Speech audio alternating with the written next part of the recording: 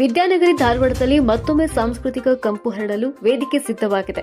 February 21ರಂದು ಸಾಯಂಕಾಲ 5 ಗಂಟೆಗೆ ನಗರದ ಕೆಸಿಡಿ ಮೈದಾನದಲ್ಲಿ ಆಳ್ವಾಸ್ ಸಾಂಸ್ಕೃತಿಕ ವೈಭವ ಕಾರ್ಯಕ್ರಮವನ್ನು ಆಯೋಜಿಸಲಾಗಿದೆ ಎಂದು ಹೋಟೆಲ್ ಮತ್ತು ಬೇಕರಿ ಒಡೆಯರ ಸಂಘದ ಅಧ್ಯಕ್ಷ ಮಹೇಶ್ ಶೆಟ್ಟಿ ತಿಳಿಸಿದ್ದಾರೆ.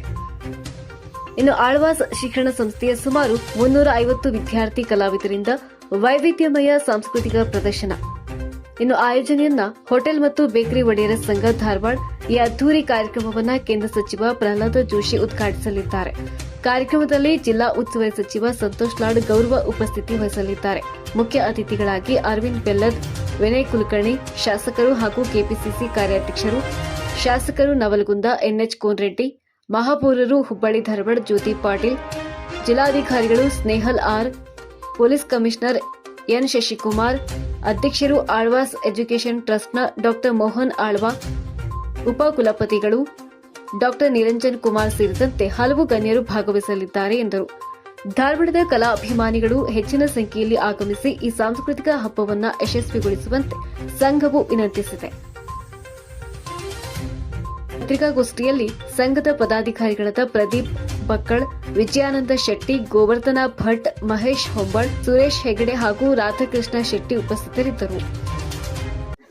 ಇದೇ ಬರುವ ತಾರೀಕು 21ರಂದು ಸಾಯಂಕಾಲ 6 ಗಂಟೆಗೆ ಕನ್ನಡ ಕಾಲೇಜು ಮೈದಾನದಲ್ಲಿ ಆಳ್ವಾಸ್ ಪ್ರತಿಷ್ಠಾನ ವತಿಯಿಂದ ಸಾಂಸ್ಕೃತಿಕ ವೈಭವ ಕಾರ್ಯಕ್ರಮವನ್ನು ನಾವು ಆಯೋಜಿಸಿದ್ದೇವೆ. ಹೋಟೆಲ್ ಒಡೆಯರ ಸಂಘದಿಂದ ಆಯೋಜಿಸಿದ್ದೇವೆ.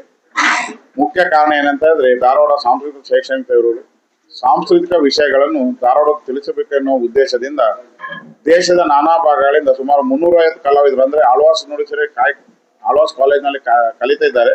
ಆ ಮಕ್ಕಳಿಂದ 350 ಕಲಾವಿದರಿಂದ ಏಕಕಾಲಕ್ಕೆ 3.5 ತಾಸಿನ ಕಾರ್ಯಕ್ರಮವನ್ನು ಕಾಲೇಜು ಮೈದಾನ ನೆರವೇರಿಸ್ತಿದ್ದೇವೆ.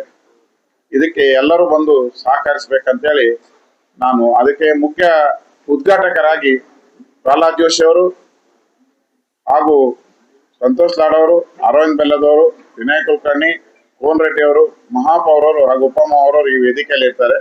ಇವರಿಗೆಲ್ಲರಿಗೂ ನಾವು ಈ ಒಂದು ಕಾರ್ಯಕ್ರಮಕ್ಕೆ ಆಹ್ವಾನ ಕೊಟ್ಟಿದ್ದೇವೆ. ಅದೇ ರೀತಿ ಜಿಲ್ಲಾಧಿಕಾರಿಗಳು ಮತ್ತು ಮಹಾನಗರ ಪಾಲಿಕೆ ಕಮಿಷನರ್ ಮತ್ತು ಪೊಲೀಸ್ ಕಮಿಷನರ್ ಕೂಡ ಆಹ್ವಾನ ನೀಡಿದ್ದಾರೆ. ಈ ಕಾರ್ಯಕ್ರಮವನ್ನು ಯಶಸ್ವಿಯಾಗಲಿ. ಸುಮಾರು ಒಂದು 20,000 ಜನ ಸೇರುವ ನಿರೀಕ್ಷೆ ಇದೆ.